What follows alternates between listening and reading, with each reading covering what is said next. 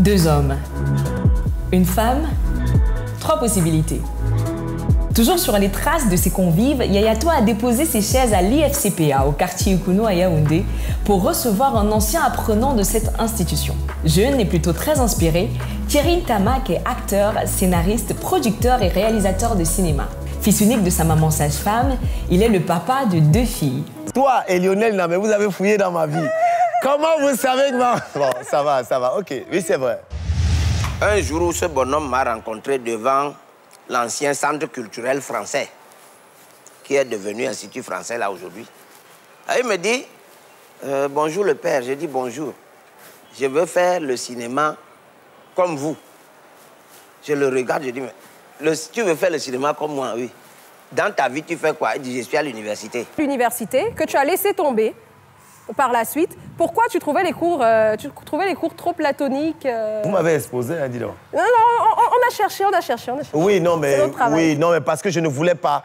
Je voulais être praticien. J'ai créé ma propre troupe théâtrale, le Cisco Théâtral. Je faisais des petites séries télé avec Agnès Dibi.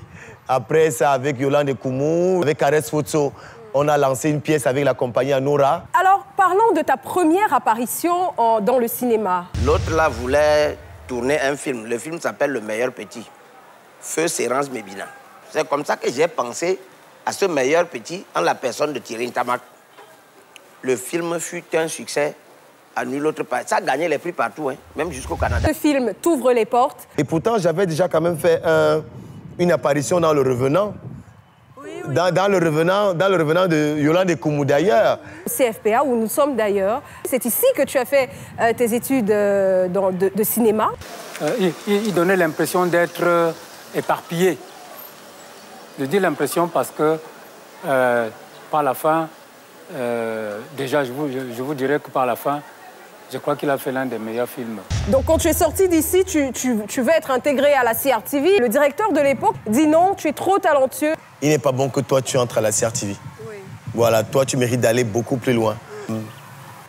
Mais aujourd'hui, je peux lui dire merci. Ensuite, tu vas aux États-Unis? Oui, mais je suis toujours resté très connecté avec le Cameroun.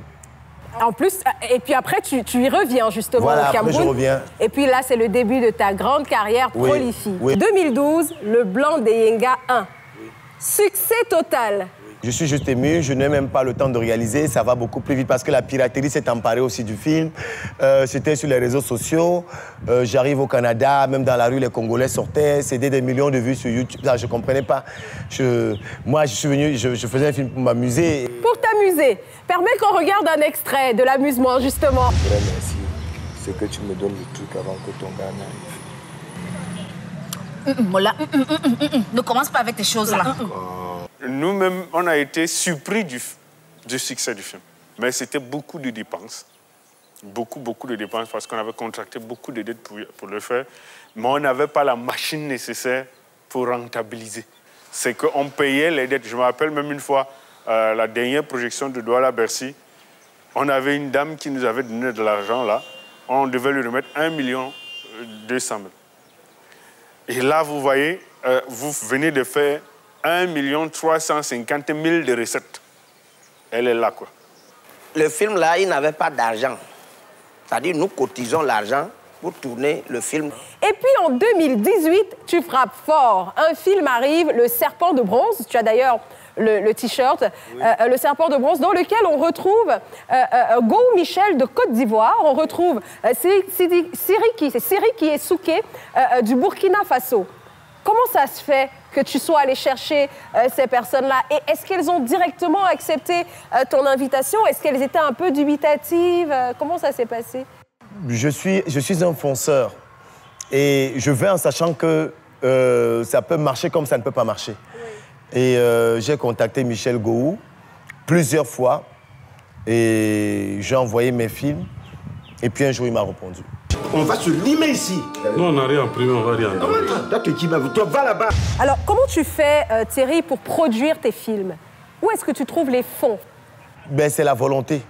Ma première richesse, c'est Dieu. Si là-bas que t'entraînes trop de bien, Namé.